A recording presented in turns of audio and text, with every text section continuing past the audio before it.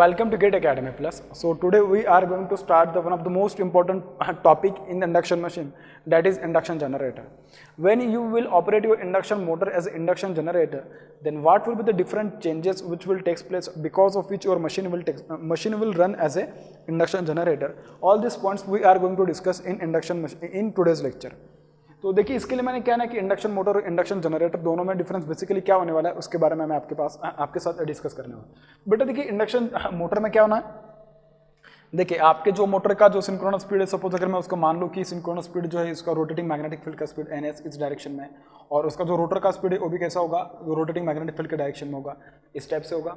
ठीक है, तो देखिए आपको एक बात पता चल गया कि जो आपका रोटर का स्पीड है, this is the speed of the rotor, और जो सिंक्रोनस स्पीड है उसी के डायरेक्शन में आपके पास जो इलेक्ट्रोमैग्नेटिक टॉर्क प्रोड्यूस होगा, that torque will be in the same direction as that of the rotating magnetic field, and rotating magnetic field will rotate in the same direction as that of the synchronous field. तो ये आ जाएगा आपके पास क्या, electromagnetic torque, ये रहेगा motor के case में। ठीक है, और उसको अपोज करने वाला जो टॉर्क रहेगा, कौन सा टॉर्क होगा, इलेक्ट्रोमैग्नेटिक टॉर्क को मैकेनिकल टॉर्क या load torque, that will oppose the electromagnetic torque. तो उसका जो डायरेक्शन रहेगा वो क्या रहेगा, ऑब्वियस है कि इलेक्ट्रिकल को कौन अपोज करेगा, मैकेनिकल, तो ये रहेगा mechanical torque, that is Tm, और you can call it as what, load torque Tm। इस टाइप से ये किसके बारे में होता है, इंडक्शन मोटर के बारे में। किसके बारे में, इंडक्शन मोटर के बारे में। ठीक है, सेम अगर मैं इंडक्शन जनरेटर के बारे में बात करूंगा तो देखिए मोटर और जनरेटर जब भी आप डीसी मशीन पढ़े तो उस टाइम पे भी देखा था कि दोनों में जो करंट का फ्लो होता है अपोजिट हो जाता है। करंट का फ्लो कैसा होगा, अपोजिट होगा। अगर बेटा करंट का फ्लो अपोजिट होगा तो करंट के करस्पॉन्डिंग जो क्वांटिटीज आप लिखते हो वो ऑब्वियसली क्या हो जाएगी, रिवर्स हो जाएगी। सर करंट के करस्पॉन्डिंग अपन टॉर्क लिखते हैं, बिल्कुल डेफिनेटली सही, तो टॉर्क का डायरेक्शन अपोजिट हो जाएगा। तो ये बात आपको बहुत अच्छे से पकड़ में आनी चाहिए। ठीक है, तो देखिए जो सिंक्रोनस स्पीड है उसका डायरेक्शन सेम रहेगा, मतलब रोटेटिंग मैग्नेटिक फील्ड का डायरेक्शन सेम रहेगा, रोटर का डायरेक्शन भी सेम रहेगा। ठीक है, बस टॉर्क का डायरेक्शन कैसा हो जाएगा, अपोजिट हो जाएगा। तो इलेक्ट्रोमैग्नेटिक टॉर्क यहाँ पे जैसा था अभी ये क्या हो जाएगा, उसके अपोजिट हो जाएगा।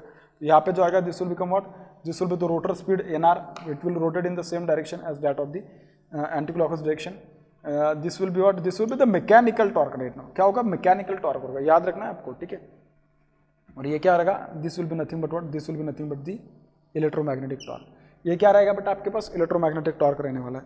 तो ये बहुत सिंपल बातें होती है जो आपको यहाँ पे समझ में आने चाहिए, क्योंकि अगर आप यहाँ पे गलती कर देते हो तो चांसेस है कि आप इनके बीच में जो बेसिक डिफरेंस है उसको समझ नहीं पाओगे। अब इसमें सिंपल एक बात मैं अगर बताऊँ तो आप में से बहुत सारे लोग बोलेंगे कि सर इसमें अगर ऐसा हो रहा है, आपने बोला कि करंट का डायरेक्शन अपोजिट हो जाएगा, इसका मतलब ऑब्वियस है कि पावर फ्लो भी अपोजिट हो जाएगा। बिल्कुल सही सोच रहे हो अगर आप ऐसा सोच रहे हो, क्योंकि बेटा पावर का मतलब डायरेक्टली करंट से हो जाता है, क्योंकि इसकी वोल्टेज तो कांस्टेंट होती है पैरेलल में। अगर वोल्टेज देखा जाए तो क्योंकि आप तो उसको वहीं पे कनेक्ट कराओगे ना, तो पैरेलल में वोल्टेज कांस्टेंट होती है, तो पावर फ्लो डिपेंड करेगा किसके ऊपर, करंट के ऊपर। और करंट अगर रिवर्स हो रहा है तो ऑब्वियसली पावर फ्लो भी कैसा होगा, रिवर्स होगा। तो मैं इंडक्शन मोटर और इंडक्शन जनरेटर दोनों का डायग्राम, दोनों का पावर फ्लो निकाल देता हूँ। उसके बाद मतलब ड्रॉ फाइंड लिख देते हैं, बाद में अपन क्या करेंगे ना, उसका पावर फ्लो निकालेंगे, पहले मोटर का उसके बाद जनरेटर का। So power flow of motor, power flow of induction motor.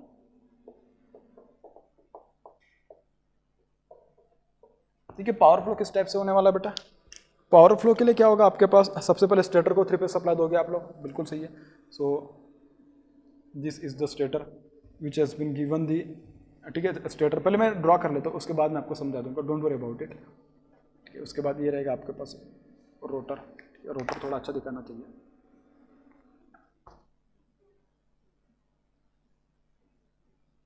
ठीक है, ये रहा मेरे पास rotor, and this will be output from here. ठीक है, अब ऑब्वियस है कि स्टेटर है तो इसको स्टेटर है, और क्या इंडक्शन मोटर है तो उसको सप्लाई कौन सा रहेगा, 3 फेज सप्लाई रहेगा। ठीक है, so this is 3 phase supply to the stator. ठीक है, ये क्या रहेगा आपके पास, यहाँ पे 3 फेज इलेक्ट्रिकल सप्लाई, इलेक्ट्रिकल लिखने की जरूरत है। ठीक है, आप समझ जाओगे। 3 फेज सप्लाई मतलब क्या, इनपुट पावर आ रही है इसको P इन। उसके बाद स्टेटर में जो लॉसेस होंगे, कौन से लॉसेस होंगे, stator core loss and stator core loss plus stator copper losses plus what, stator copper losses. ठीक है, यहाँ से अगर मैं देखिए इनपुट पावर में से अगर मैं इन लॉसेस को माइनस कर दूँ तो यहाँ पे जो पावर आएगा that will be what, air gap power, that will be what, air gap power आएगी आपके पास, air gap, this will be air gap power. ठीक है, स्टेटर है तो एयर गैप पावर का जो देखिए आप देख सकते हो कि यहाँ पे अगर मैं सिंपल अगर इसको भी अगर बता दूं आपको, तो ये भी आप यहाँ से भी सोच सकते हो। देखिए दिस इज 3 फेज सप्लाई, किसको, जो 3 फेज सप्लाई किसको, स्टेटर को, स्टेटर और ये क्या है, रोटर है। स्टेटर और रोटर दोनों के बीच में क्या है, this is nothing but this is the air gap बेटा। ये क्या आपके पास, this is nothing but air gap, ये वाला एयर गैप है। तो मतलब क्या, देखिए जो स्टेटर का इनपुट है, स्टेटर में जो लॉसेस हो रही है उन लॉसेस को अगर माइनस कर दिया जाए तो वो जो भी पावर आएगा डेट विल बी व्हाट, ये यहाँ की जो पावर होगी ना, ये जो मैंने हैचिंग वाला एरिया दिखा, यहाँ की पावर होगी that will be nothing but what, air gap power. तो एयर गैप पावर के बाद वो किसको जाएगा, रोटर को जाएगा। तो ये क्या रहेगा आपके पास, this will be nothing but rotor. ठीक है, वैसे तो मैं आपको जब power flow of induction machine समझाया था तो उस टाइम पे मैंने आपको उसका डायग्राम निकाल के सारी बातें समझा दी थी। ठीक है, तो ये रहेगा आपके पास क्या, रोटर रहेगा। ठीक है, ये थोड़ा मैं गोल निकाल देता हूँ।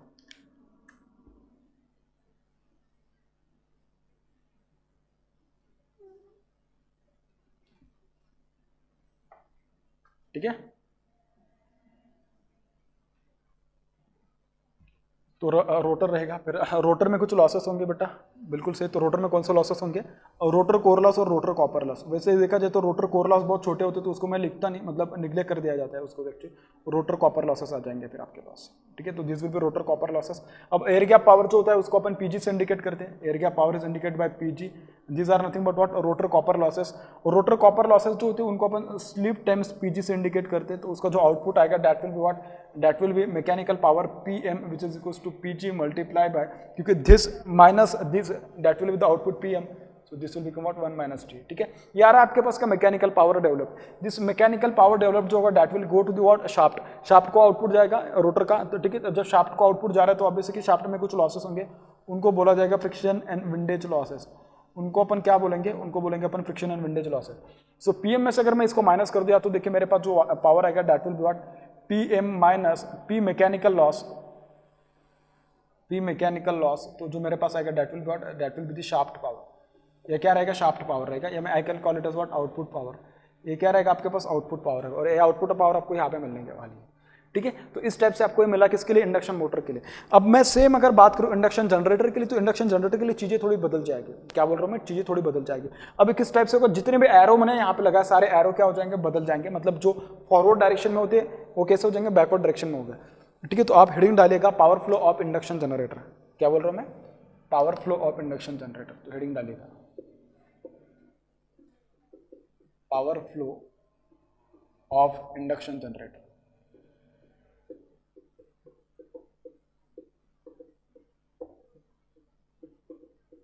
ठीक है, जब आप power flow of induction generator की बात करोगे तो देखिए इंडक्शन जनरेटर में किस टाइप से क्या आने वाली चीजें, तो सेम यहाँ पे भी रहेगा, स्टेटर रहेगा, रोटर रहेगा। ठीक है, बस यहाँ पे जो एरो रहेंगे आपके, एरो का पोजीशन बदल जाएगा। ठीक है, तो इस टाइप से अपन ने स्टेटर रहेगा या रोटर रहेगा, और यहाँ पे जो इनपुट आएगा यहाँ से, तो एरो जो रहेगा, एरो का डायरेक्शन बदल जाएगा आपके पास। ठीक है, यहाँ पे आपको मिलेगा 3 फेज सप्लाई। क्या मिलेगा, यहाँ पे 3 फेज आउटपुट मिलेगा। तो देखिए इंडक्शन जनरेटर बेटा, यहाँ पे क्या था आपके पास, मोटर में क्या था ना, आउटपुट जो होता है मैकेनिकल होता है, जो जनरेटर में होगा आउटपुट क्या होगा, आउटपुट इलेक्ट्रिकल होगा, उसके अपोजिट होगा। तो इनपुट में क्या आ जाएगा, यहाँ पे प्राइम मूवर कनेक्ट होगा। सो इनपुट पावर जो होगा that will be what, shaft power. Input power will be what, that will be equals to shaft power. ठीक है, this power will be equals to what, prime mover का जो output रहेगा that will be the shaft power. ठीक है, ये रहेगा। जब ये इनपुट जाएगा किसको, रोटर को, मैं लिख देता हूँ यहाँ पे, this is nothing but what, this is nothing but rotor and this is nothing but what, stator.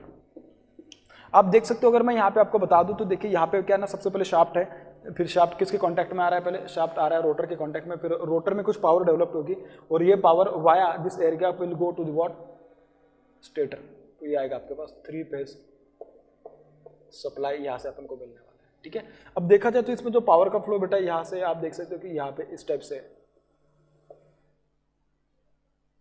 इस टाइप से। ठीक है, और यहाँ पे क्या था ना, यहाँ पे इस टाइप से पावर का फ्लो आप कह सकते थे। ठीक है, इस टाइप से आपके पास पावर का फ्लो आने वाला था।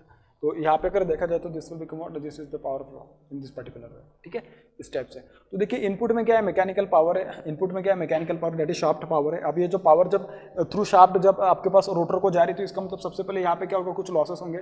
Those losses will be friction and windage losses, friction and windage losses यहाँ पे होने वाले हैं। ठीक है, अब इनपुट पावर में से, शाफ्ट पावर में से अगर मैं इन लॉसेस को माइनस कर दूं तो मेरे पास जो पावर आएगा that will be what, that will be nothing but mechanical power. This mechanical power will go as input to the what, rotor. तो यहाँ पे जब ये रोटर के लिए जाएगा तो रोटर जो होगा, रोटर किस टाइप से, रोटर में कौन से लॉसेस होंगे? रोटर कॉपर लॉस होंगे भाई, ठीक है। अब rotor copper loss, mechanical power में से रोटर कॉपर लॉस को अगर मैं माइनस कर दिया तो मेरे पास यहाँ पे जो आएगा, इन दोनों के बीच में तो एयर गैप है, तो obviously this will become what, this is the air gap power, this will be what, this will be nothing but air gap power, जिसको मैं नाम दे रहा हूँ पीजी, ठीक है, इस टाइप से। फिर बाद में ये एयर गैप पावर क्या होगा? This will be input to the stator, stator में कुछ लॉसेस होंगे, stator copper loss and stator core loss, stator core loss plus stator copper losses plus what, stator copper losses, इस type से। फिर ये आपके बाद, इसके बाद अपन को आउटपुट मिलेगा 3 phase electrical output, 3 phase electrical output या electrical supply, you can say electrical output मैं उसको बोल रहा हूँ, ठीक है। तो इस टाइप से आपके पास ये जो इंडक्शन जनरेटर है उसका क्या होने वाला, ऑपरेशन होने वाला है। अब ये वाला जो हुआ बेसिकली, इसमें जो पावर फ्लो रिवर्स होगा, ये सब बातें हो गई, ये तो ठीक है, अपन को पता चल गया। लेकिन इसका ऑपरेशन अगर मैं उसके टॉर्क और स्लिप कैरेक्टरिस्टिक्स पे देखूँ तो बेसिकली किस टाइप से उसका ऑपरेशन होने वाला है।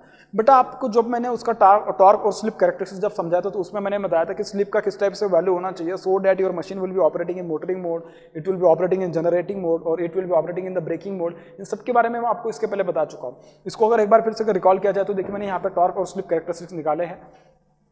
आप देख सकते हो कि देखिए यहाँ पे क्या है ना कि मेरे पास जो टॉर्क स्लिप कैरेक्टरिस्टिक है उसमें जो स्लिप का वैल्यू देखा जाए तो स्लिप जो होगा यहाँ पे क्या होगा, स्लिप का वैल्यू एट दिस पर्टिकुलर, जहाँ पे रोटर का स्पीड 0 है, स्टार्टिंग कंडीशन वगैरह देखा जाए तो रोटर का स्पीड जहाँ पे 0 है वहाँ पे जो स्लिप का वैल्यू होगा, स्लिप का वैल्यू कैसा होगा, slip S will be equals to 1, ठीक है। और जैसे जैसे आप इस एक्सिस पे जाओगे तो मतलब पॉजिटिव 0 ओरिजिन से राइट साइड पे जब आप नंबर लाइन पे चलते तो वैल्यूज कैसे होते हैं, इंक्रीज होते चलते हैं। सिमिलरली मैंने एक्स एक्सिस पे क्या निकाला है, स्पीड निकाला, और वाई एक्सिस पे क्या निकाला, टॉर्क निकाला है। तो स्पीड जो होगा 0 से जब मैं राइट साइड के लिए जा रहा हूँ ओरिजिन पे, ओरिजिन के राइट साइड में जा रहा हूँ तो स्पीड कैसे होगा, इंक्रीज होगा। तो जैसे जैसे मेरा स्पीड इंक्रीज होगा वैसे वैसे मेरी स्लिप क्या होते चले जाएगी, स्लिप डिक्रीज होते चले जाएगी, क्योंकि स्लिप क्या होता है, slip is equal to N S minus N R divided by N S, इस टाइप से होता है। तो जैसे ही जैसे आपके पास एन आर का वैल्यू इंक्रीज होते चले जाएगा वैसे वैसे क्या हो जाएगा, आपके पास स्लिप का वैल्यू कैसा होगा बेटा, डिक्रीज हो जाएगा। तो आप यहाँ पे देख सकते हो कि देखिए मोटरिंग मोड है, मोटरिंग मोड में स्लिप का वैल्यू कैसा होता है, 0 से 1 के बीच में होता है, ठीक है, वो पॉजिटिव वैल्यू होती है। सिमिलरली अगर मैं जनरेटिंग मोड की बात करूँ तो जनरेटिंग मोड के लिए क्या होगा,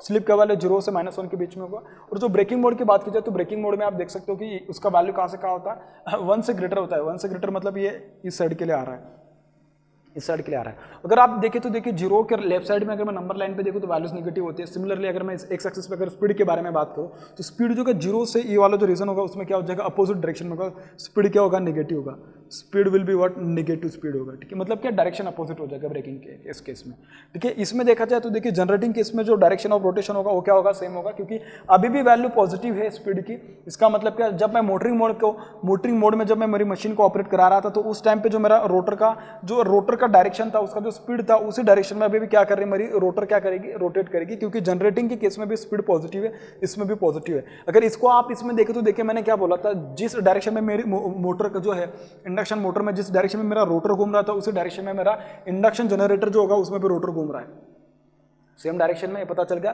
तो सेम अगर मैं इसकी बात करूं तो देखिए जब मैं इंडक्शन मोटर को इंडक्शन जनरेटर की तरफ जब ऑपरेट कराने की बात करा तो वो कैसे पॉसिबल हो सकता है, ये तभी पॉसिबल होगा जब मेरे पास स्लिप का वैल्यू जो होगा, स्लिप का वैल्यू कैसा होगा, नेगेटिव होगा। उस स्लिप का वैल्यू नेगेटिव होने के लिए क्या होना चाहिए, एनआर का वैल्यू ज्यादा होना चाहिए किसके कंपैरिजन में, एनएस के कंपैरिजन में, तभी मेरा स्लिप क्या होगा, नेगेटिव होगा, तभी मेरा स्लिप क्या होगा, नेगेटिव होगा। अब अगर आप चाहते हो, क्या चाहते हो कि सपोज आपका अगर आपके पास जो मशीन है या जो मोटर है उस मोटर ने अगर सपोज जनरेटर की तरह एक्ट करना चाहिए, इसका मतलब क्या, जो मोटर का जो स्पीड है NR it should be greater than NS, अगर ऐसा चाहिए तो उसके लिए कैसे, मतलब ये कैसे पॉसिबल हो सकता है। तो ये पॉसिबल होने के लिए सपोज एक नॉर्मल कंडीशन मान के चल रहा हूँ कि सपोज मेरे पास जो मशीन है, this machine is operating eight this particular point, it is operating eight this particular point, तो इसके करस्पॉन्डिंग जो टॉर्क होगा एक ऐसा कोई पर्टिकुलर टॉर्क होगा उसका वैल्यू, ठीक है। मैं मान रहा हूँ कि दिस इज पॉइंट ए, ये क्या मान रहा हूँ उसको मैं पॉइंट ए मान रहा हूँ, ठीक है। तो और ये क्या मेरे पास 0 में उसको मान देता हूँ, दिस इज बी, ठीक है, इस टाइप से। और इसको मैं मानता हूँ क्या, सी, ठीक है। और इसका मैं मानता हूँ क्या, या इसको मैं मान के चल रहा हूँ सपोज डी मान के चल रहा हूँ, पॉइंट डी मान के चल रहा हूँ, ऐसा कुछ तो, ठीक है।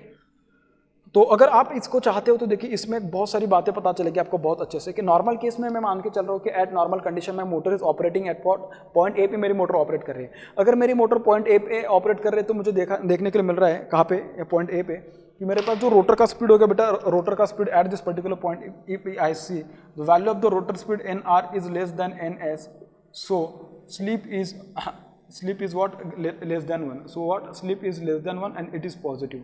And it is what positive इस टाइप से. और मैंने क्या किया, अगर सपोज कुछ कारण की वजह से अगर सपोज मेरा मोटर का रोटर जो है मतलब जो मेरी मशीन है उसका स्पीड क्या हो जा रहा है, बढ़ रहा है, स्पीड क्या हो रहा है, बढ़ रहा है. और भी स्पीड अगर बढ़ने की बात की जाए तो देखिए स्पीड बढ़ कब सकता है, जब ये पॉइंट ए से क्या होगा सी की ओर आने की बात करेगा, तब क्या हो जाएगा, पॉइंट ए जो होगा वो क्या करेगा, शिफ्ट करेगा, और point A will shift from point A to point C. इस टाइप से देखा जाए तो आप यहाँ पे देख सकते हो कि कंटिन्यूसली अगर उसका स्पीड देखा जाए तो स्पीड कैसे होता जा रहा है, स्पीड कंटिन्यूसली इंक्रीज हो रहा है. आप देख सकते हो कि ओबी जो था उसका एक इनिशियल स्पीड था, अब क्या हो रहा है, मैं ठीक है उसको लिख भी देता हूँ कि ओबी क्या है मेरे पास, ओबी इज इनिशियल स्पीड.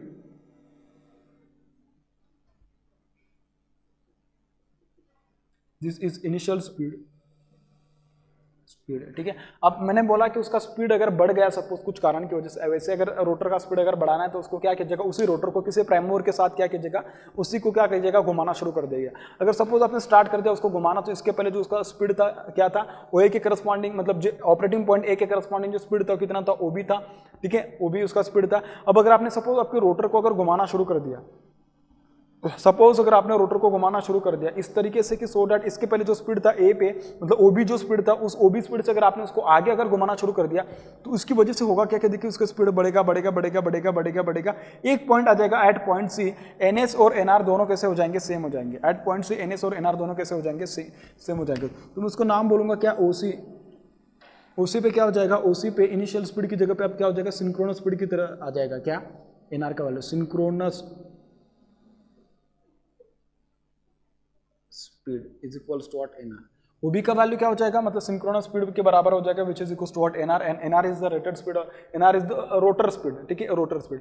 और भी अगर आपने उसको सपोज अगर घुमाना शुरू कर दिया तो एक पर्टिकुलर पॉइंट पे, पॉइंट सी पे अगर देखा जाए तो देखिए एनएस और एनआर दोनों कैसे हो जाएंगे, सेम हो जाएगा. इफ एनएस और एनआर अगर दोनों सेम हो जाएंगे तो एनएस माइनस एनआर, इसका स्पीड तो सिंक्रोनस स्पीड है, डिवाइडेड बाय एनएस, और ये किसका सिंक्रोनस स्पीड के बराबर है, तो this will become what, zero. Slip zero हो गया मतलब क्या हो जाएगा, करंट जीरो हो जाएगा, टॉर्क जीरो हो जाएगा आपके पास. क्या बोल रहा हूँ मैं, स्लिप अगर जीरो हो जाएगी तो क्या हो जाएगा, टॉर्क जीरो हो जाएगा. अगर टॉर्क जीरो हो गया आपके पास तो फिर मशीन में ऑपरेशन की बात ही नहीं होगी. तो इसका मतलब क्या भाई, इसका मतलब बस एक ही होगा कि आपके पास अभी जो मशीन होगी, मशीन में टॉर्क क्या हो जाएगा, जीरो हो जाएगा. लेकिन आपने उसके बाद भी आपने अगर आपके रोटर को अगर रोटर को घुमाना कंटिन्यू ही रखा तो उसकी वजह से क्या होगा, उसका स्पीड और भी क्या करेगा, बढ़ता जाएगा. उसका स्पीड और भी क्या करेगा बढ़ता जाएगा. फिर आप देख सकते हो पॉइंट सी से भी क्या करेगा, वो आगे अगर देखा जाए तो आगे क्या करेगा, ये वाला जो कर्व उसको फॉलो करेगा. फिर आपका जो स्पीड है और भी बढ़ रहा है, आप देख सकते हो और भी आपका स्पीड बढ़ रहा है एट पॉइंट डी तक पहुंच गया. अगर आप एट पॉइंट डी तक अगर देखा जाए तो पॉइंट डी जो होगा मतलब ओडी अगर देखा जाए, OD is definitely greater than what, OB. It is definitely greater than what, OB. And OB जो है, या ठीक है मैं कह सकता हूँ क्या, ओसी कह सकता हूँ, ज़्यादा बेटर रहेगा. It is greater than OC, OC is greater than OB. इसका मतलब क्या, जो ओबी के करस्पॉन्डिंग जो आपके पास जो स्लिप आ रही थी, स्लिप कैसी थी, पॉजिटिव थी, आप देख सकते हो, और लेस देन 1 थी. लेकिन अगर आप मैं उसको देखो अभी तो देखिए ओबी से अगर ओडी ज़्यादा है, मतलब ओडी क्या है आपके पास, ये स्पीड है, कौन से कंडीशन में या कौन से रीजन में, जनरेटिंग रीजन में मेरा ये स्पीड जा रहा है. ओडी का वैल्यू अब कैसे होगा, OD is greater than OC. ओसी कैसा आपके पास, सिंक्रोनस स्पीड के बराबर है. इसका मतलब क्या, इस पॉइंट पे आपको देखने के लिए मिल रहा है कि यहाँ पे एनएस से अगर एनआर का वैल्यू ज्यादा होगा तो स्लिप कैसे हो जाएगी, नेगेटिव हो जाएगी. At this particular point slip will become what, negative. NS से एनआर क्या जाएगा, ज्यादा हो जाएगा. So slip will be what, slip will be less than -1 and it will be what, negative. It will be what, negative. ठीक है, इस type से आपको देखने के लिए मिल रही है. स्लिप इज लेस देन 1, इस टाइप से अपन को देखने के लिए मिल रही है slip. Sorry, this is greater then 1 ना, स्लिप इज ग्रेटर देन -1. क्योंकि आप अगर यहाँ पे -0.025 भी देखोगे, माइनस में तो वैल्यू तो ओरिजिन के पास तो ज़्यादा ही होती है. ठीक है, ओरिजिन से जैसे जैसे जाती है वैसे वैसे नेगेटिव वैल्यूज़ के वैल्यू कम होती चली जाती है. ठीक है, इस टाइप से. तो सिमिलरली आप देखा जाए तो भाई एस इज ग्रेटर देन -1, और मतलब क्या, जीरो से इसके बीच में लाई कर रहा है. ठीक है, इस टाइप से. अरे यार यहाँ पे ये उल्टा हो गया, उल्टा हो जाएगा. जीरो से कम है ना, और ये -1 से ग्रेटर है, क्योंकि आप देख सकते हो कि जो भी वैल्यूज होंगे नेगेटिव होंगे. ठीक है, इस टाइप से आपको यहाँ पे देखने के लिए मिलेगा. तो इसका मतलब यार, जब आपने मोटर को सिंक्रोनस स्पीड से भी ज़्यादा स्पीड से अगर घुमाना शुरू कर दिया तो मतलब this is like asynchronous operation. क्योंकि सिंक्रोनस मतलब दोनों सेम, असिंक्रोनस मतलब दोनों अपोजिट या डिफरेंट है. ठीक है, तो उसमें अपन को देखने के लिए मिल रहा है कि यहाँ पे तो मतलब मोटर जो हो जाएगी आपके पास, मोटर कैसे हो जाएगी, जनरेटिंग रीजन में ऑपरेट करना शुरू कर देगी। और जैसे भी आपकी मोटर अगर जनरेटिंग रीजन में ऑपरेट करना शुरू कर रही है, इसका मतलब क्या, your motor will now start behaving as a induction generator. जैसे भी उसका स्लिप नेगेटिव हो गया था, उसी इंस्टेंट पे आपकी मशीन ने क्या किया था, इंडक्शन जनरेटर की तरह बिहेव करना शुरू कर दिया था। अब उसका एनालिसिस करेंगे अपन एज ए इंडक्शन जनरेटर किस टाइप से होगा। अब उसका एनालिसिस कैसे करने वाले अपन, इंडक्शन जनरेटर कैसे होगा, इस तरीके से। तो अब मैं इसके बारे में डिस्कस करूंगा कि induction motor as a induction generator जब ऑपरेट कर रही है तो उसके लिए सबसे इंपॉर्टेंट कंडीशन क्या है, स्लिप का वैल्यू नेगेटिव होना जरूरी है। और स्लिप नेगेटिव तभी हो सकता है जब सिंक्रोनस स्पीड से आपका रोटर स्पीड क्या हो जाए, ज्यादा हो जाए। और रोटर स्पीड ज्यादा करने के लिए आपके पास जो रोटर का जो शाफ्ट है, वहां पे आपने जिस मोटर को या जिस प्राइम मूवर को अगर किसी के भी साथ कनेक्ट किया, उससे उसको क्या कीजिएगा, रोटर को घुमाना शुरू कर दीजिएगा। और इस तरीके से घुमाइए so that your machine will start operating as what, induction generator. उसके लिए उसका स्पीड जो होगा सिंक्रोनस स्पीड से ज्यादा स्पीड तक लेके जाएगा, आराम से आपको ये मिल जाएगा। इतना समझ में आएगा। अब मैं बात करूंगा कि इसमें क्या क्या फ्लॉज होते हैं और क्या क्या प्रॉब्लम्स आती है इंडक्शन जनरेटर में, उसको कहाँ पे यूज करेंगे अपन। सेल्फ एक्साइटेड जनरेटर किसको बोलते हैं, आइसोलेटेड जनरेटर किसको बोलते हैं, इंडक्शन जनरेटर। ठीक है, उसके बारे में अपन अभी फिलहाल डिस्कस करते हैं। ठीक है, तो देखिए उसके पहले अपन थोड़ा बात कर रहे थे कि इंडक्शन मशीन के इक्विवेलेंट सर्किट और इंडक्शन जनरेटर, इनका जो इक्विवेलेंट सर्किट होता है, उसके इक्विवेलेंट सर्किट के बारे में। तो देखिए जो इंडक्शन मशीन का जो इक्विवेलेंट सर्किट होता है, equivalent circuit of induction machine, equivalent circuit of induction machine.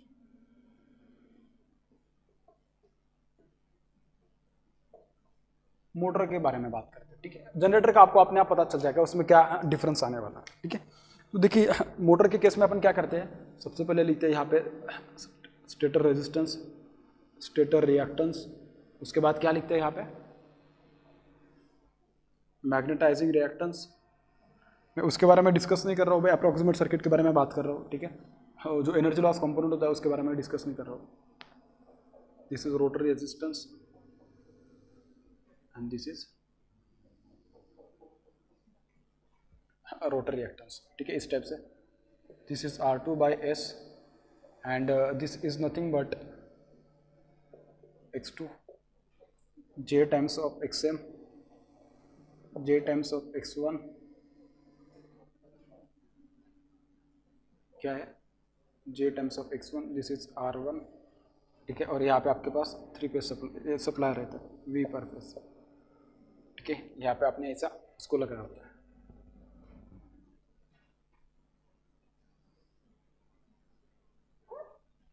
ठीक है, इस टाइप से।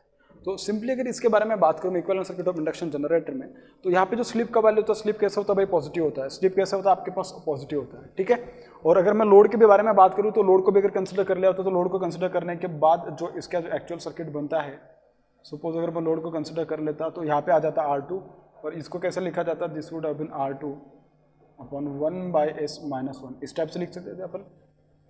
ठीक है, इस टाइप से उसको लिखा जा सकता था। तो अगर इसको अगर देखा जाए तो अल्टीमेटली वही आने वाला, तो उसमें कोई दिक्कत नहीं है, सेम ही आने वाला होता है। बस मुझे यहाँ से थोड़ा कुछ बताना है आपको एक्चुअली। तो यहाँ से आपको अगर देखा जाए तो देखिए जो आउटपुट में जो मैकेनिकल पावर आती थी, मैकेनिकल पावर किस टाइप से आती थी, जो आउटपुट में जो मैकेनिकल पावर आती थी, mechanical power was PM = 3 times of I2 का स्क्वायर मल्टीप्लाई बाय व्हाट। जो मैकेनिकल जो लोड है उसको मैं क्या रेजिस्टेंस के फॉर्म में इंडिकेट कर रहा हूँ। सो this is RM, so this is 3 multiply by I2 का स्क्वायर मल्टीप्लाई बाय RM का वैल्यू क्या, this is R2 multiply by 1 - S divided by what, ES, इस टाइप से। अब आपको एक बात पता चलेगी क्या, आपको एक बात पता चलेगी, S का वैल्यू कैसा नेगेटिव है। अगर S का वैल्यू नेगेटिव देखिए, दिस माइनस ऑफ माइनस, तो ये क्या बन जाएगा, ठीक है मैं इसको लिख देता हूँ, पता चल जाएगा। 3 मल्टीप्लाई बाय I2 का square multiply by R2 into 1 minus of minus ES divided by -S divided by what, -S, इस टाइप से।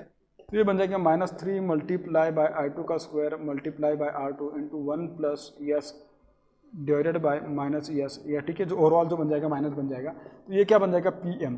किसके लिए बन जाएगा, PM बन जाएगा। किसके लिए, इंडक्शन जनरेटर के लिए। ठीक है, क्योंकि यार ठीक है कि अपन इंडक्शन मोटर के लिए भी बोला जाए तो देखिए आप बोलोगे कि सर अगर इसमें मोटर में अगर ऐसा हो रहा तो इसका मतलब क्या होगा।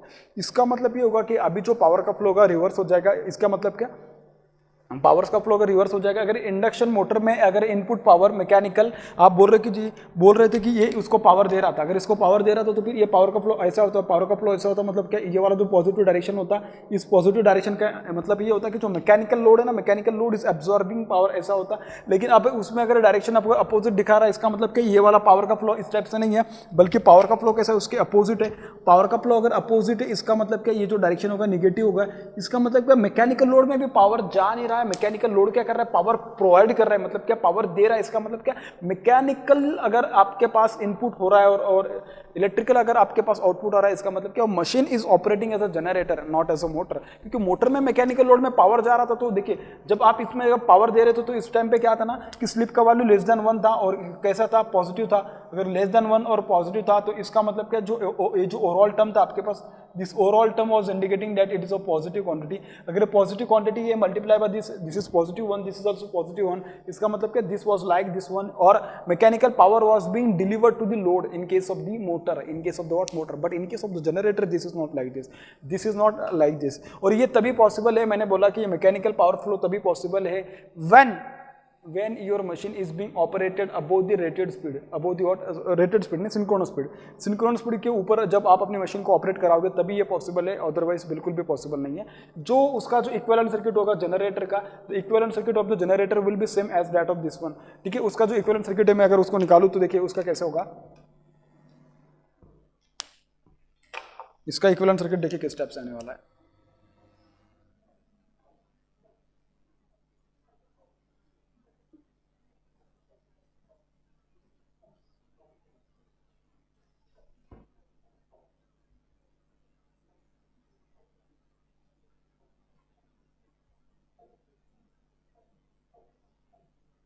ठीक है, उसको ऐसा लिखो क्या या डायरेक्ट R2/S लिखो क्या, कोई दिक्कत नहीं है, ठीक है। R2/S बट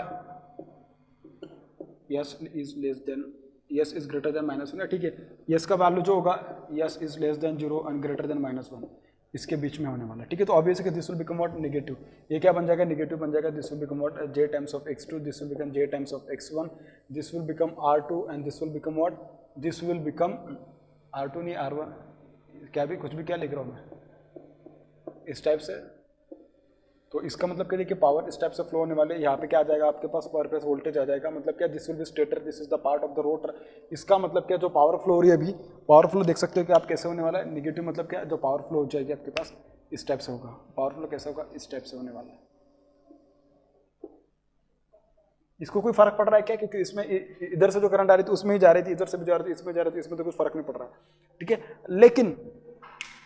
लेकिन जब आप इंडक्शन जनरेटर को एज ए इंडक्शन मोटर को जब एज ए इंडक्शन जनरेटर जब ऑपरेट कराते हैं तब उसमें दो तीन बातें होती है, एक मतलब मैग्नेटाइजिंग करंट और दूसरा होता है क्या रिएक्टिव पावर।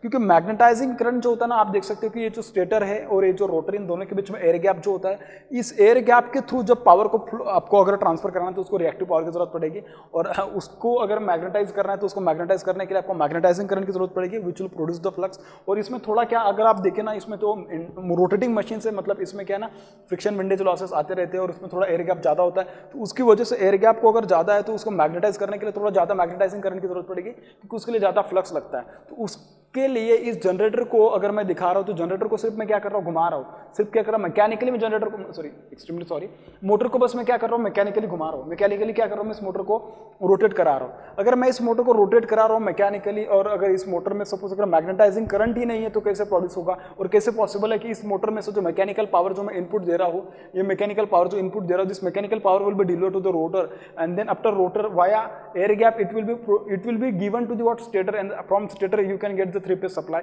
ये ऐसा पॉसिबल ही नहीं अगर आपकी इसमें क्या है ना उसमें अगर रिएक्टिव पावर नहीं है, और मैं कह सकता हूँ क्या अगर रिएक्टिव पावर नहीं और मैग्नेटाइजिंग करंट नहीं है तो फिर कैसे पॉसिबल होगा, कैसे मिलाओगे आप इसको। इसके लिए देखिए अगर मैं ये वाला जो पूरा का पूरा जो मैंने जो बनाया है ये वाला सर्किट का, अगर मैं उसका इक्विवेलेंट सर्किट निकालूं तो देखिए मेरे पास यहाँ पे क्या बेटा, मेरे पास यहाँ पे जो ना इंडक्शन जनरेटर है, क्या है इंडक्शन जनरेटर है, इंडक्शन जनरेटर है,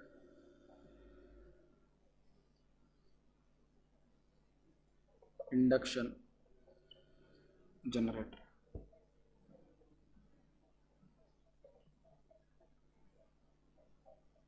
इस टाइप से, और इसको इनपुट क्या है, मैकेनिकल है, इसको इनपुट क्या है, मैकेनिकल है, ठीक है। इंडक्शन जनरेटर का आउटपुट आप किसको दे रहे हैं, लोड को दे रहे हैं, किसको दे रहे हैं, लोड को दे रहे हैं। लोड कैसा आपके पास, इलेक्ट्रिकल है, लोड कैसा आपके पास, इलेक्ट्रिकल है।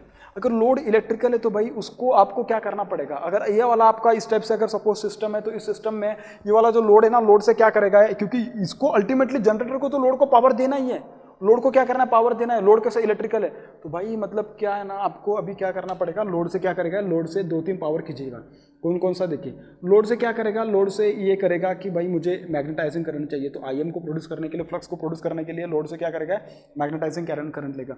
और ये क्या लेगा, ये लेगा रिएक्टिव पावर लेगा, क्योंकि अगर आपको पावर को ट्रांसफर करना है तो रिएक्टिव पावर क्या करती है, फील्ड प्रोड्यूस करके देती है, उस फील्ड के जरिए आप पावर को ट्रांसफर कर सकते हैं। अभी लोड क्या रहेगा, लोड नॉर्मल लोड नहीं रहेगा, यहाँ पे क्या आ जाएगा आपके पास, यहाँ पे जो आएगा आपके पास एक क्या रहेगा, एक इलेक्ट्रिकल सिस्टम रहेगी, मैं क्या बोल सकता हूँ, इलेक्ट्रिकल सिस्टम रहेगी आपके पास, क्या रहेगी, सिस्टम रहेगी। अभी सिस्टम मतलब क्या हो सकता है, ग्रिड है आपके पास, हो सकता है कि ट्रांसमिशन लाइन है, सिस्टम रहेगी, हो सकता है क्या ग्रिड रह सकती है, ये क्या हो सकती है, ट्रांसमिशन लाइन हो सकती है। अब ये ट्रांसमिशन लाइन हो गया, ग्रिड रहेगी, तो उससे क्या करेगा, एक तो ट्रांसमिशन लाइन और या ग्रिड है तो उसको क्या करेगा, उससे मैग्नेटाइजिंग करंट खींचेगा और क्या करेगा, रिएक्टिव पावर लेगा, क्योंकि इसके पास, क्योंकि जनरेटर का जो जनरेटर ये ऐसे जो सिंक्रोनस जनरेटर उस टाइप से नहीं है कि उसमें एक्साइटेशन कंट्रोल करके आप रिएक्टिव पावर कंट्रोल कर सकते हैं, रिएक्टिव पावर उसमें प्रोड्यूस कर सकते हैं, ऐसा नहीं है इसमें सिर्फ अपन को एक्टिव पावर कंट्रोल करने वाला अपने पास मैकेनिज्म है, क्योंकि प्राइम मूवर का स्पीड जो होता है उसको एडजस्ट करके आप एक्टिव पावर को एडजस्ट कर सकते हैं, लेकिन यहाँ पे वोल्टेजेस एडजस्ट करके आप रिएक्टिव पावर को एडजस्ट करोगे, यहाँ पे वोल्टेज आपके अंडर में है ही नहीं, कैसे कंट्रोल कर पाओगे आप, तो उसके लिए उसको प्रोड्यूस करने के लिए रिएक्टिव पावर के लिए और मैग्नेटाइजिंग करंट के लिए अपन को क्या करना है, सिस्टम से या जो ट्रांसमिशन लाइन हो गया, जो ग्रिड है कि जिसको आपने इंडक्शन जनरेटर को कनेक्ट किया है, उससे आप क्या करने वाले, उसको आप एब्जॉर्ब करने वाले हो। इसका मतलब क्या, इसमें अगर मैं पावर का फ्लो के बारे में अगर बताऊं तो induction generator is only giving the what active power, it is only giving what active power, but reactive power का फ्लो कैसे, अपोजिट है, रिएक्टिव पावर का फ्लो कैसे, अपोजिट है, मैग्नेटाइजिंग करंट कैसे, अपोजिट है, मैग्नेटाइजिंग करंट क्या, अपोजिट है। इसका मतलब क्या, my induction generator is fetching, it is absorbing it is absorbing reactive power and what magnetizing current and it is delivering the active power, it is what delivering the active power।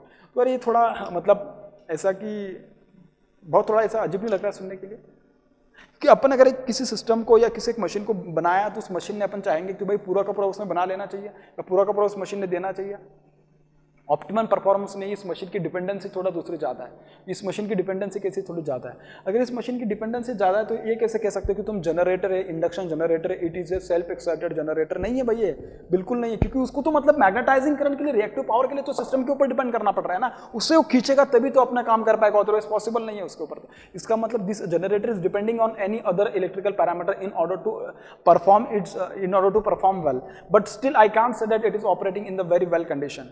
तो इसको अगर very well condition के लिए अगर आपको operate कराना है तो मुझे एक बात बोलो, सिंपल आप सोचो, आप में से कुछ लोग अगर ऐसा सोच रहे कि सर अगर सपोज मैं ऐसा कुछ कर लूं कि reactive power magnetizing current, reactive power छोड़ो, सिंपल बात बोलो, रिएक्टिव पावर कैसा, रिएक्टिव एलिमेंट है, कैसा रिएक्टिव एलिमेंट ऐसा कुछ एलिमेंट आपके पास अवेलेबल है क्या, with the help of which you can give the reactive power. अगर आप उस सिस्टम ने अगर आपको रिएक्टिव पावर दे दिया तो आपको रिएक्टिव पावर वो जो ट्रांसमिशन लाइन या जो ग्रिड है उससे लेने की जरूरत ही नहीं पड़ेगी। सही है यार, सही बोल रहे हो, लेकिन रिएक्टिव पावर लाओगे कहाँ से, रिएक्टिव पावर लाओगे कहाँ से, सिंपल बात बोलो, रिएक्टिव पावर अगर लानी है आपको तो कैसे लाओगे, रिएक्टिव पावर लेने के लिए आपके पास कैपेसिटर, समझ आ रही बात, कैपेसिटर से ले सकते हो। कैपेसिटर ही क्यों, मुझे एक बात बोलो,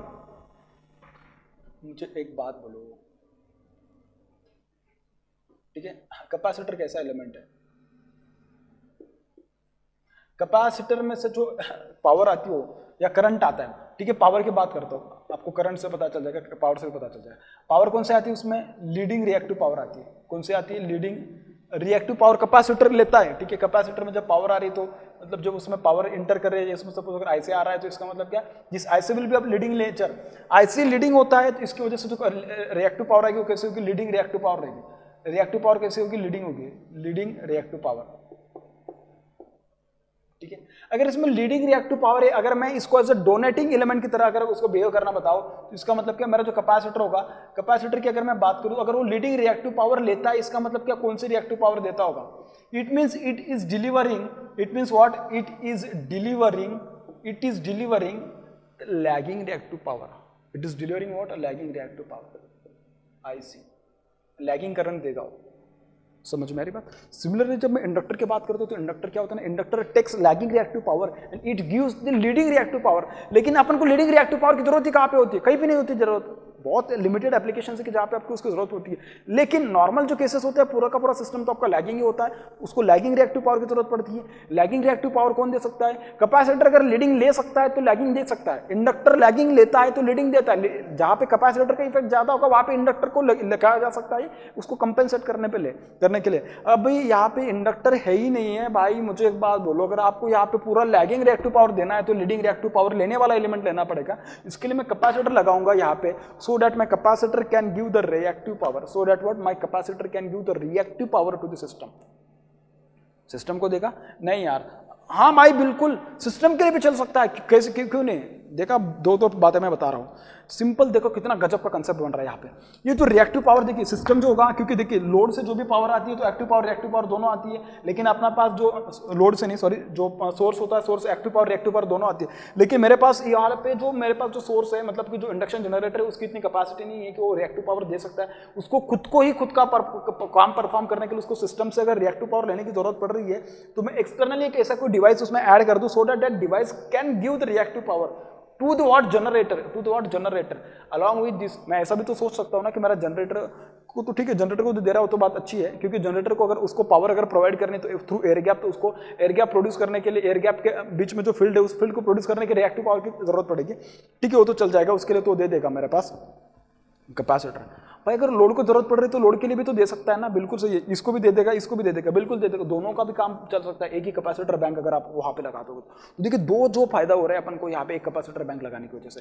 समझ में आ रही बात मेरी, मैं क्या बोल रहा हूँ, मेरी बात को बहुत अच्छे से समझो भाई, मैं बोल क्या रहा हूँ, समझ में आ रही बात। सर और एक बात आप यहाँ से नहीं कर सकते, कौन सी बात भाई, जो मैग्नेटाइजिंग करंट है, मैग्नेटाइजिंग करंट कैसा लैगिंग, पूरा मैग्नेटाइजिंग करंट कैसा लैगिंग। अगर मैग्नेटाइजिंग करंट आपके पास लैगिंग है तो मुझे एक बात बोलो ना, लीडिंग इंडक्टर क्या करेगा, सॉरी कैपेसिटर क्या करेगा, प्योरली लीडिंग करंट को ले सकता है। इसका मतलब क्या, प्योरली लैगिंग करंट को दे सकता है। और मैं मेरा मैग्नेटाइजिंग करंट भी तो लैगिंग है, इसका मतलब क्या, मैग्नेटाइजिंग करंट भी और रिएक्टिव पावर भी दोनों के दोनों मेरा कैपेसिटर दे सकता है। इसका मतलब क्या, सिंपल बात है, सबको जो है इस फंडे को बाजू में रखो, डायरेक्टली कैपेसिटर बैंक लगा दो। जो आपके डिपेंडेंसी सिस्टम के ऊपर, ग्रिड के ऊपर, ट्रांसमिशन लाइन के ऊपर आ रही थी, अब उसकी बिल्कुल भी कोई जरूरत नहीं है, डायरेक्ट कैपेसिटर बैंक लगा दो, आपको पूरा मकसद वहीं पे पूरा हो जाएगा।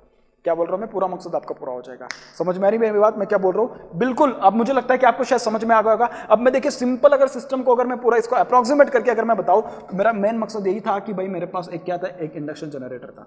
क्या था, एक इंडक्शन जनरेटर था। एक इंडक्शन जनरेटर है, क्या है, एक इंडक्शन जनरेटर है, ठीक है। और यहाँ पे 3 फेज सप्लाई रहेगा, क्योंकि मेरा जो जनरेटर है 3 फेज जनरेटर है, इंडक्शन जनरेटर नहीं एक्चुअली मोटर है, उसको अपन एज ए इंडक्शन जनरेटर की तरह बिहेव करा रहे हैं, तो अभी मैं इंडक्शन जनरेटर उसको बोलूंगा, ठीक है। यहाँ पे क्या था, मेरे पास ग्रिड है, सिस्टम है, ट्रांसमिशन लाइन है, जो बोलना होगा, या पावर सिस्टम में कुछ भी बोल सकते हो, ठीक है। This is like a grid है, या suppose this is like a transmission line है, एक ऐसा कोई भी सिस्टम की जो इलेक्ट्रिकल सप्लाई की जिसको जरूरत पड़ती है। अब इसको कनेक्ट करने के लिए मैं क्या करूंगा, यहाँ पे कैपेसिटर बैंक लगाऊंगा बेटा, क्या लगाऊंगा, कैपेसिटर बैंक लगाऊंगा, ठीक है। तो देखिए capacitor bank, delta connected capacitor bank लगाते हैं, स्टार कनेक्टेड जो आपको लगाना है वो लगा सकते हो, ठीक है। लेकिन जनरली अपन डेल्टा लगाते हैं, उसके पीछे रीज़न है, मैं चाहूँगा आप लोग उसका रीज़न ढूंढे और मुझे बताएं, अगर नहीं बता पा रहे तो मैं बता दूंगा आपको, ठीक है।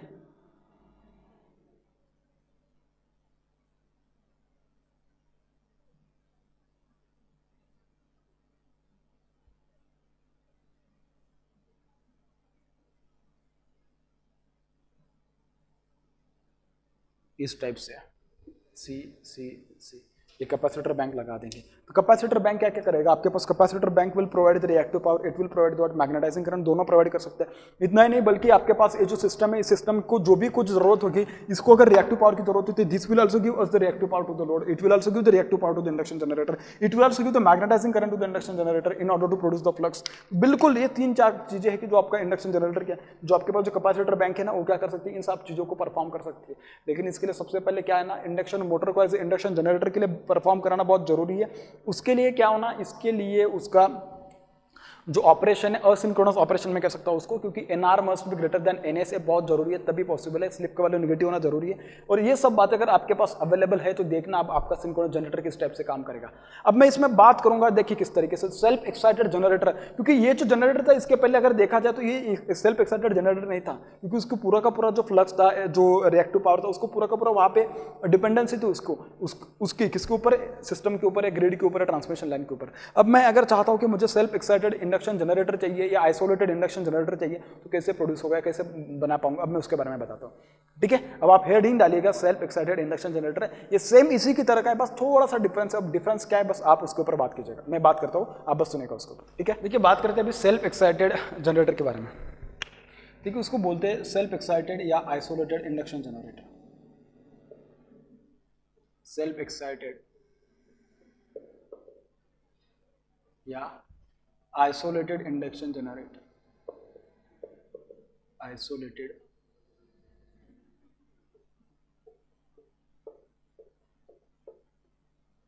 Induction generator.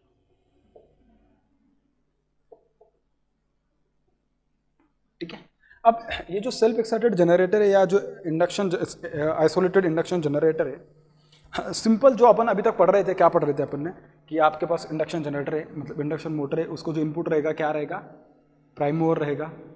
ठीक है, मैकेनिकल इनपुट में यहाँ पे दिखा रहा हूँ, पीएम मतलब क्या, मैकेनिकल इनपुट है which is nothing but what, एक तो आप इंडक्शन मोटर को प्राइम मूवर से घुमाना शुरू कर दीजिएगा। ठीक है, वो बहुत आसान ये है, this is the induction generator.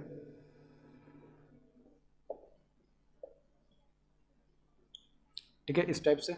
हाँ, उसके बाद यहाँ पे आपके पास 3 फेज सप्लाई रहेगा, क्या रहेगा, 3 फेज सप्लाई तो नहीं कह सकता हूँ मैं, हाँ, या इसके जो आउटपुट आएगा इंडक्शन जनरेटर का, that will be the 3 phase output. This output is given to the 3 phase system, और you can call it as a grid और ट्रांसमिशन लाइन। ठीक है, ग्रिड और ट्रांसमिशन लाइन। ठीक है, इस टाइप से। और आप क्या करने वाले हैं, यहाँ पे एक कैपेसिटर बैंक कनेक्ट करने वाले हो, क्या करने वाले, कैपेसिटर बैंक कनेक्ट करने वाला।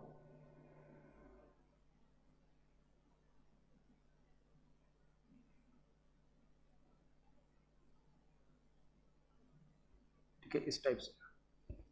ठीक है, अब क्या ना कि this will be connected at this.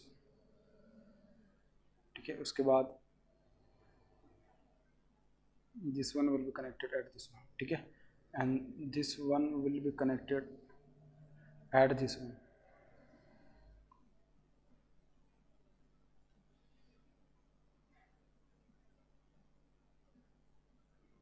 C C C.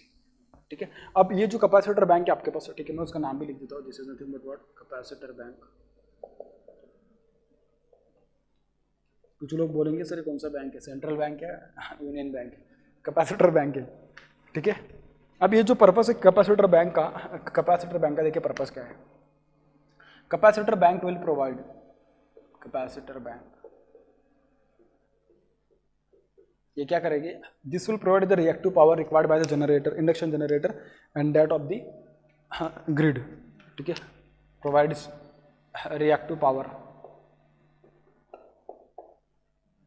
reactive power required by induction generator plus reactive power required by the transmission line या load, reactive power required by transmission line या लोड या grid, जो होगा सो होगा। ठीक है, जो 3 phase supply होगा वो। ठीक है, ये रहेगा कैपेसिटर बैंक के फंक्शन यहाँ पे जो आपने कनेक्ट किया है उसके। ठीक है, इस टाइप से। अब मैं क्या बोला हूँ, मैंने उसका हेडिंग दिया क्या है, देखिए आप थोड़ा अच्छे से अगर देखें तो उसमें मैंने हेडिंग में बोला है सेल्फ एक्साइटेड। क्या बोला है, सेल्फ एक्साइटेड या आइसोलेटेड, उसको दो नाम है, एक तो सेल्फ एक्साइटेड कह सकते हो आप उसको, या आइसोलेटेड कह सकते हो उसको। ठीक है, सेल्फ एक्साइटेड या आइसोलेटेड इंडक्शन जनरेटर। जब मैं आपको डीसी मशीन समझाता हूँ तब उस टाइम पे मैंने आपको बताया था कि जो सेल्फ एक्साइटेड जो जनरेटर होता है, ठीक है, सेल्फ एक्साइटेड जनरेटर, तो उसमें क्या रेसिडुअल मैग्नेटिज्म वाला कंसेप्ट आता है। सेम कंसेप्ट यहीं पे भी होगा कि अगर आप सेल्फ एक्साइटेशन चाहते हैं तो भाई उसमें, ठीक है, तो ये जो आपके पास वर्टिकल एक्सिस है यहाँ पे आएगा वोल्टेज, और ये जो रहेगा आपके पास this will be what, magnetising current आएगा। क्या रहेगा, मैग्नेटाइजिंग करंट आएगा। और आपके पास इसका जो कर्व रहेगा, बेसिकली कर्व किस टाइप से रहेगा, मैग्नेटाइजिंग कर्व अपन पढ़े जैसे डीसी जनरेटर में पढ़े थे, सेल्फ एक्साइटेड डीसी जनरेटर में अपन जैसा पढ़े थे, सेम यहाँ पे भी इस टाइप से आएगा, इस टाइप से आएगा, बिल्कुल सही है, ठीक है। तो this will be the maximum, ठीक है। तो आप देख सकते हो कि यहाँ पे आपको रेसिडुअल मैग्नेटिज्म दिखाई दे रहा है, क्या दिखाई दे रहा है, रेसिडुअल मैग्नेटिज्म दिखाई दे रहा है। जो रेसिडुअल फ्लक्स होगा उस रेसिडुअल फ्लक्स की वजह से कुछ तो वोल्टेज इंड्यूस हुई होगी, ठीक है। That induced voltage will be what, this will B this induce voltage, ठीक है। ये वाली वोल्टेज होगी, ये किसकी होगी, जनरेटर की इंड्यूस वोल्टेज होगी। अब ये जनरेटर की इंड्यूस वोल्टेज होगी तो आप इधर देखिएगा थोड़ा कि यहाँ पे जो जनरेटर है उसके जो टर्मिनल्स में वो वाली इंड्यूस वोल्टेज आ रही होगी, क्या आ रही होगी, वो वाली इंड्यूस वोल्टेज आ रही होगी। This voltage will come across what, capacitor bank के अक्रॉस में आ जाएगा बेटा, बिल्कुल सही है। कैपेसिटर बैंक में वाली इंड्यूस वोल्टेज आ रही है। अभी कैपेसिटर बैंक जो होगा इसमें जो करंट आती है, करंट कौन से आती है कैपेसिटर बैंक में, कौन से करंट आती है, लीडिंग या लैगिंग, लीडिंग करंट कैपेसिटर लेता है। इसका मतलब क्या, now this capacitor will provide, this capacitor bank will provide what, this will provide the lagging current, this capacitor bank will provide what, lagging current provide कर रहा है। अब ये लैगिंग करंट अगर आपके जनरेटर को प्रोवाइड करे तो उसकी वजह से क्या होगा, ऑलरेडी उसमें रेसिडुअल मैग्नेटिज्म की वजह से रेसिडुअल करंट होगा, that current plus this current, दोनों करंट बढ़ जाएंगे। दोनों करंट बढ़ने की वजह से जो आपके पास जो फ्लक्स है, फ्लक्स बढ़ जाएगा, क्योंकि करंट तो फ्लक्स प्रोड्यूस करेगी ना। तो ओवरऑल फ्लक्स बढ़ने की वजह से क्या हो जाएगा, डी चेंज हो जाएगा, डी बढ़ जाएगा, ठीक है। अब वो डी बढ़ाने की वजह से क्या हो जाएगा, इंड्यूस ईएमएफ अभी बढ़ जाएगा। तो आप देख सकते हो कि जैसे भी आपके पास देखिए ये वाली करंट जैसे जैसे बढ़ेगी आपके पास, क्योंकि करंट बढ़ तो जाइए ना, क्योंकि जैसे आपके पास ये वाली करंट सपोज बढ़ गई यहाँ से, सपोज अगर मैं बोल दिया, क्योंकि आईसी उसमें आने की वजह से, आईसी के इंटर होने की वजह से ये वाली करंट बढ़ गई। सपोज मैं बोला कि ये वाली करंट यहाँ से यहाँ तक पहुँच गई, अगर ये वाली करंट यहाँ से यहाँ तक पहुँच गई, क्योंकि ये कितना है, ये जो है ना पहला basically due to this IC, this is due to what, IC. मैं इसको बोल रहा था दिस इज ओ, तो मैं इसको बोल देता हूँ what, this is a, this is what ए। तो ए की वजह से करंट बढ़ने की वजह से उसका जो ओवरऑल फ्लक्स होगा, फ्लक्स बढ़ जाएगा, फिर फ्लक्स की वजह से क्या हो जाएगा, डी/dt, फिर वहाँ से आ जाएगा ईएमएफ, ठीक है। तो फिर उसकी वजह से यहाँ पे वोल्टेज आ जाएगी, ये क्या हो जाएगा, इसके करस्पॉन्डिंग, इस करंट के करस्पॉन्डिंग जो वोल्टेज आएगी वो वाली वोल्टेज आएगी आपके पास यहाँ पे। सपोज अगर मैं उसको नाम दे दिया V1, तो इसके करस्पॉन्डिंग जो वोल्टेज आएगा that will be what, V2। अब ये V2 वोल्टेज आ गया, अब ये V2 वोल्टेज किसके अक्रॉस में आ जाएगा, this V2 will come across this capacitor bank. अब इस कैपेसिटर बैंक में उस V2 के आने की वजह से देखिए कैपेसिटर की जो करंट होती है, क्या होती है करंट, कैपेसिटर करंट होती है IC is equals to what, IC is equals to V divided by XC, this is equals to J times of V multiply by omega C, V multiply by what, omega C। इस type से होता है V multiply by omega C, इस type से होता है। देखिए जैसे जैसे आपका वीसी इंक्रीज हो रहा है बेटा, वैसे आपका क्या हो रहा है, आईसी भी इंक्रीज हो रहा है, बिल्कुल से। जैसे आईसी इंक्रीज हो रहा है तो वैसे जैसा वी इंक्रीज हो रहा है वैसे आईसी इंक्रीज हो रहा है, और वी कैसा ना धीरे धीरे बढ़ रहा है आपके पास, ठीक है ना। जैसे जैसे सर्किट में करंट आ रहा है उसके करस्पॉन्डिंग फ्लक्स बढ़ रहा है, उसके करस्पॉन्डिंग डी/dt एंड ऑल दैट वो क्या कर रहे हैं, बढ़ रहे हैं। सिमिलरली देख सकते हैं कि आप इसके करस्पॉन्डिंग वी बढ़ने की वजह से करंट क्या हो जाएगी, भी बढ़ जाएगी। अब देख सकते हैं कि आप करंट देख सकते हैं कि किसी भी पॉइंट पर अगर देखें तो करंट बढ़ रही है वो, ठीक है। मैं इसको बी बोल देता हूँ, फिर ये बन जाएगा सी, फिर ये बन जाएगा आपके पास क्या, डी। इस टाइप से तो डी की वजह से क्या होता है ना, अब ये इतनी करंट बढ़ने की वजह से उसके करस्पॉन्डिंग वोल्टेज भी, इंड्यूस वोल्टेज भी क्या हो जाएगी, बढ़ जाएगी। तो ये वाली वोल्टेज ये आ जाएगी, दिस विल बिकम V3। ये कंटिन्यूसली ऐसा चलते रहेगा, ये कम्युलेटिव प्रोसेस होता है, एक की बढ़ने की वजह से दूसरा क्या होगा, दूसरा इफेक्ट होगा, फिर वो उसको बढ़ाएगा। ये तब तक चलेगा कि जब तक आपके इसमें सैचुरेशन वो वाला पॉइंट होता है, जो वो नहीं आ जाता तब तक चलेगा, ठीक है। लेकिन इंडक्शन जनरेटर अगर आप उसको as a self excited generator की तरह अगर आप उसको बिहेव कराने की बात कर रहे हैं, तो उसके लिए जरूरी है कि उसमें रेसिडुअल मैग्नेटिज्म होना बहुत जरूरी है। क्या बोल रहा हूँ मैं, उसमें रेसिडुअल मैग्नेटिज्म होना बहुत जरूरी है। अब आप में से कुछ लोग बोलेंगे कि सर ये तो आपने बोला कि ठीक है कि जो कैपेसिटर की करंट वो वोल्टेज के ऊपर इंड्यूस करती है, वो कैपेसिटर के ऊपर भी तो इंड्यूस, कैपेसिटर के ऊपर भी तो डिपेंड करती है ना, कैपेसिटर का जो वैल्यू का वो बिल्कुल सही देख सकते हो। आपकी वोल्टेज है ओमेगा है और क्या है सी है, ओमेगा तो कांस्टेंट है क्योंकि 100 पाई वो तो कांस्टेंट है, 2 पाई एफ का वैल्यू 50 है तो वो तो कांस्टेंट है। सी के ऊपर भी डिपेंड कर रही है। अगर आप सी का वैल्यू बढ़ा देते, क्या बोल रहा हूँ मैं, अगर सी का वैल्यू अगर आप बढ़ा देते तो ऑब्वियस है कि आईसी क्या हो जाता है, बढ़ जाता है। वो क्या होता है ना, आईसी बढ़ जाता है। तो आईसी का मतलब बढ़ना कैपेसिटर के ऊपर भी डिपेंड कर रहा है। इसका मतलब क्या, जैसे आप कैपेसिटर का वैल्यू बढ़ाओगे तो ऑब्वियस है कि उसके करस्पॉन्डिंग जो होगा वो भी बढ़ेगा। इसका मतलब क्या, आप मैं कह सकता हूँ कि देखिए मैं अगर सपोज इसको अगर कांस्टेंट मान लूँ, सपोज अगर इसको अगर मैं कांस्टेंट मान लूँ, तो आप कह सकते हो डायरेक्टली क्या, IC is directly proportional to what, C. IC is directly proportional to what, C. अगर भाई IC सी के डायरेक्टली प्रोपोर्शनल है तो अगर आप सी को जैसा बढ़ाओगे तो उसके करस्पॉन्डिंग क्या होने वाला है, उसके करस्पॉन्डिंग आपका IC बढ़ेगा, और IC बढ़ने की वजह से आपको पता है कि वोल्टेज भी बढ़ने वाली है। तो इसका मतलब कि अगर मैं उसका ग्राफ निकालूं सी और IC का, सपोज अगर मैं यहाँ पे IC सी बोल दूँ और यहाँ पे अगर सपोज आई बोल दूँ, ठीक है, तो डायरेक्ट ऐसा स्ट्रेट लाइन ग्राफ आएगा भाई, बिल्कुल सही है। जैसे जैसे कैपेसिटर की वैल्यू बढ़ाओगे वैसे वैसे आपका स्लोप भी बढ़ता जाएगा इसका।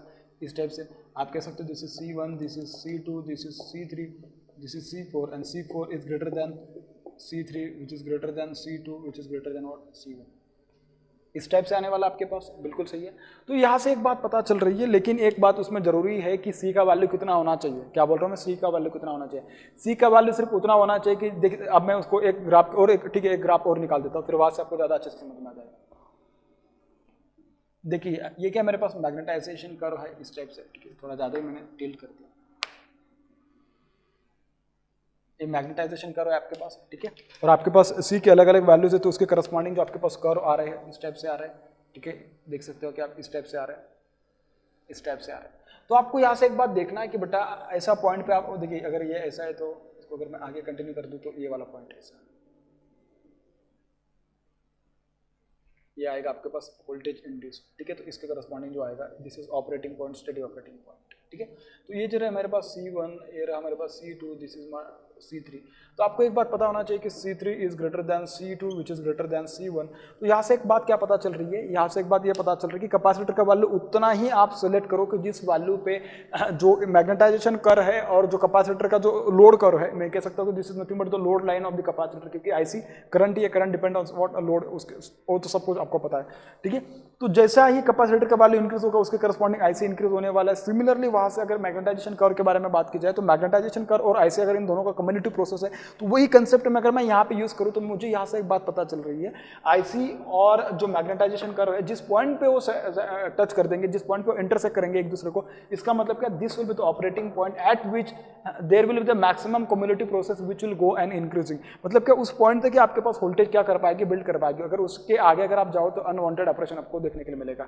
और सपोज अगर आपने कैपेसिटर का वैल्यू इतना सेट कर दिया, इतना ज्यादा हाई सेट कर दिया कि जिस वैल्यू पे वोल्टेज बिल्डअप का प्रोसेस पॉसिबल ही नहीं है, आप देख सकते हो कि देखिए C3 और जो मैग्नेटाइजेशन कर रहे हैं ये वाला, ये दोनों तो एक दूसरे को टच कर ही नहीं रहे। अगर ये दोनों एक दूसरे को टच कर ही नहीं रहे तो उसका मतलब है क्या, मतलब वहां पे वोल्टेज बिल्डअप का प्रोसेस पॉसिबल ही नहीं। कैपेसिटर का वैल्यू आपको उतना चूज करना है so that voltage buildup process will be possible, otherwise that value of capacitor will be of no use और उसका कुछ फायदा नहीं होगा, ठीक है। आई होप कि शायद आपको समझ में आओगा। इसका नाम दे दीजिएगा, this is nothing but what, load line due to the capacitor, load line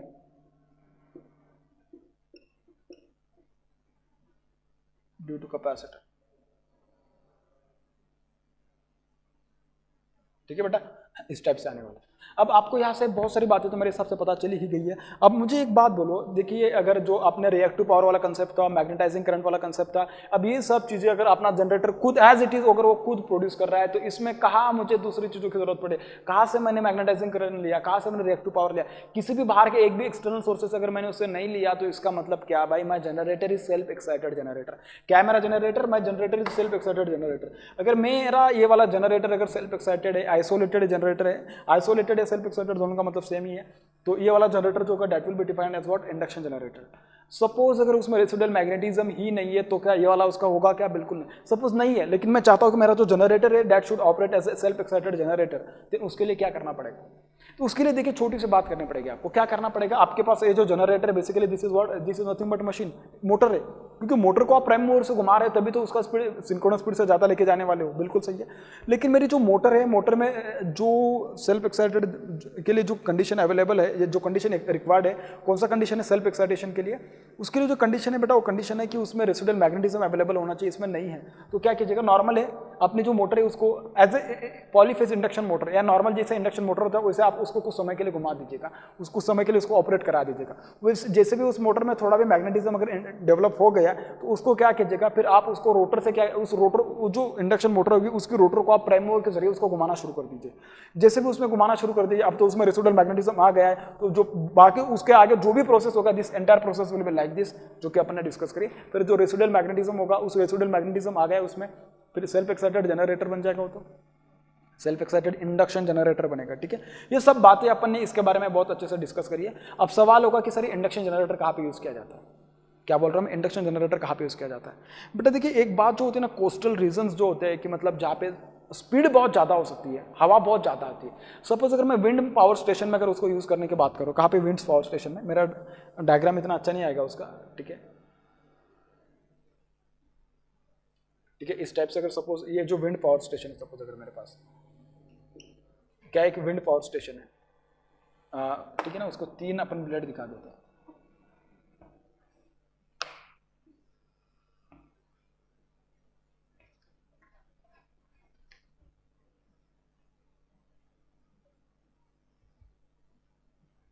जो विंड पावर स्टेशन होता है आपके पास, ठीक है, आपको शायद लग नहीं रहा होगा कि विंड पावर स्टेशन है, बस मुझे थोड़ा, सॉरी मैं थोड़ा ज़्यादा टाइम ले रहा हूँ।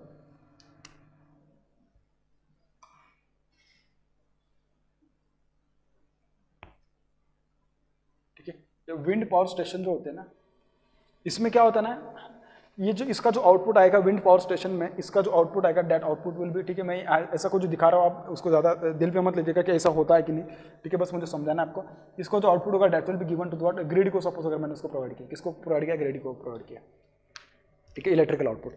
अब सवाल ये होगा कि सर इसको घुमाएंगे कैसे अपन है ना, इसका फ्रीक्वेंसी इस टाइप से सेट करेंगे कि कितनी भी एकदम नॉर्मल हवा कितनी है वहाँ पे, नॉर्मल जो स्पीड है उसकी नॉर्मल हवा की वजह से जो स्पीड आने वाले की, जिस स्पीड से मेरे जो ब्लेड से घूमने वाले उस स्पीड का पहले आप देख लीजिएगा कि नॉर्मल हवा उसमें मिनिमम कितनी होती है पूरे साल में।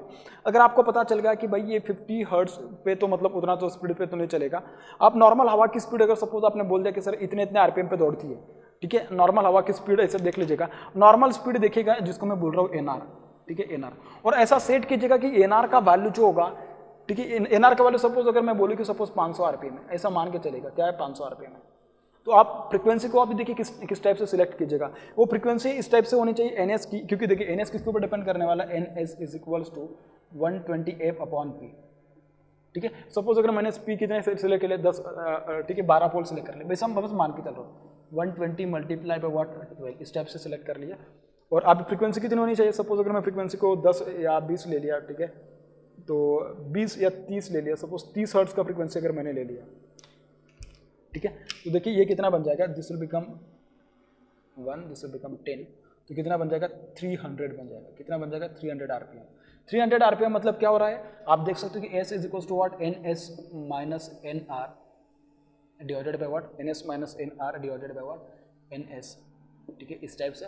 अब इसको अगर देखा जाए तो इसमें क्या हो जाएगा, this will become 300 minus 500 divided by 300, तो ये बन जाएगा हाँ 2/3, 2/3 क्या बन जाएगी, स्लिप बन जाएगी, लेकिन -2/3 बनेगी एक्चुअली, ठीक है, इस टाइप से। अपन का ये वाला जो मकसद है वो तो सेटिस्फाई हो जाएगा, उसमें कोई दिक्कत नहीं। और जो बाकी आप बोलोगे कि सर ये जो ग्रिड है, ग्रिड का फ्रीक्वेंसी थोड़ी ना 50 हर्ट्ज रहेगा, फिर बाद में आप उसको जो करना है वो सब मुझे उससे कुछ लेना देना नहीं, बस मेरा मकसद क्या है, मेरा मकसद यह है कि आपका फिलहाल उसका जो ऑपरेशन है, उसका एप्लीकेशन कहाँ पे, वो वाला एप्लीकेशन, ठीक है, क्योंकि इसका स्पीड आपके हाथ में नहीं है, प्राइमरी आपके हाथ में नहीं, क्योंकि ये हवा के ऊपर डिपेंड करता है, जो ब्लेड्स होते हैं ना, जो विंड पावर स्टेशन के, उसका स्पीड डिपेंड करता है हवा के ऊपर, तो मिनिमम कितना स्पीड है वो देख लीजिएगा ना, उसके करस्पॉन्डिंग आप एनएस को सेट कर दीजिएगा। एनएस कैसे सेट करोगे, क्योंकि फ्रीक्वेंसी तो आपके हाथ में, फिर उसकी फ्रीक्वेंसी अगर आपने सेट कर दी तो भाई उसके अकॉर्डिंग फिर आप उसमें तो पूरा एज इट इज कर पाओगे। जैसे भी आपने उसको कर दिया तो फिर मतलब your machine will operate as what, isolated generator या आइसोलेटेड इंडक्शन जनरेटर या इंडक्शन जनरेटर कह सकते हो। तो ये सब कुछ बेसिकली उसमें होता है, फिर बाद में आप उसको फ्रीक्वेंसी को किस तरीके से क्या करना है, सब कुछ वो आपके ऊपर डिपेंड है, मुझे उससे कुछ लेना देना नहीं है, बस एप्लीकेशन कहाँ पे वो बात आपको पता होनी चाहिए। क्योंकि wind power station ultimately provides what, electrical output, they are operating as a mechanical one because induction generator is over there. Induction motor को इंडक्शन जनरेटर की तरह घुमाया जा रहा है और कुछ नहीं है, ठीक है। तो सिंपल जो भी कुछ होता है पूरा का पूरा अपने इंडक्शन जनरेटर के बारे में डिस्कस किया, इसमें बहुत छोटे छोटे पॉइंट्स होते हैं, लेकिन बहुत अच्छे से उसको एंजॉय करना है, क्योंकि ये बहुत अच्छा टॉपिक है, इसके बारे में बहुत सारे लोगों को आइडिया नहीं होता है, पढ़ भी लेते ठीक है इंडक्शन जनरेटर है कि ये ऐसा है वो है, लेकिन उसके एप्लीकेशंस पता नहीं होते। इसकी बात अगर मैं बात करूँ, हाँ अगर मैं ज़्यादा बोल लिया तो शायद वो आउट ऑफ द स्कोप हो जाएगा, मतलब सिलेबस के बाहर हो जाएगा, मैं नहीं चाहता कि सिलेबस के बाहर जाए, ठीक है, क्योंकि अपने अंडर ग्रेजुएट कोर्स में उसका इतना ही ज़्यादा इंपॉर्टेंस है, तो उतना ही मैं बात करता हूँ, ठीक है।